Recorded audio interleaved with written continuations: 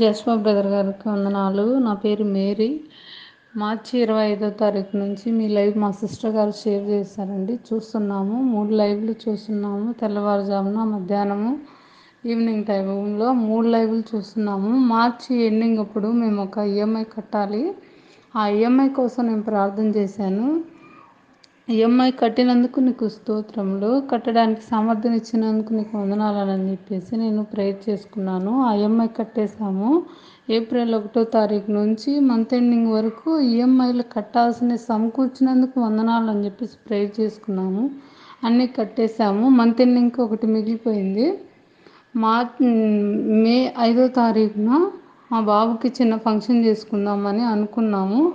ఆ ఫంక్షన్కి అందరిని పిలుచుకొని గ్రాండ్గా చేసుకుందాం అనుకున్నాను, కానీ ఎవరు రాలేదు.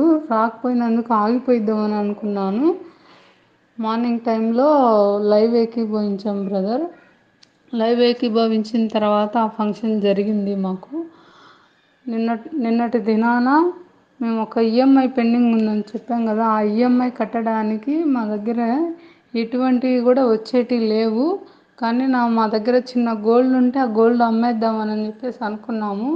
ఈ గోల్డ్ ఇచ్చినందుకు వందనాలు, అమ్ముతున్నందుకు స్తోత్రాలు అని చెప్పేసి నేను ప్రార్థన చేసుకున్నాను. లైవ్లో ఏకీభవించినప్పుడు దేవునికి దశంభాగాలు ఇచ్చి దేవుని గణపరిచిన వాళ్ళకి దేవుడు సూర్యకార్యాలు చేస్తారని మీరు లైవ్లో చెప్తున్నప్పుడు ఆ విషయం పట్టుకొని నేను ప్రేయర్ చేశాను. ప్రేయర్ చేసిన తర్వాత బ్రదర్, ఆ గోల్డ్ అమ్మినా కానీ మేము కట్టవలసిన ఈఎంఐ అమౌంట్ సమకూరవు. కానీ అద్భుత రీతిగా ఆ గోల్డ్ అమ్మకుండా గోల్డ్ బ్యాంకులో పెట్టేసి మేము అనుకున్న దానికంటే ఎక్కువ అమౌంట్ ఇచ్చాడు. దేవునికి వందనాలు. 3 లైవ్లో ఏకీభవించి మేము బలపడుతున్నందుకు వందనాలు బ్రదర్.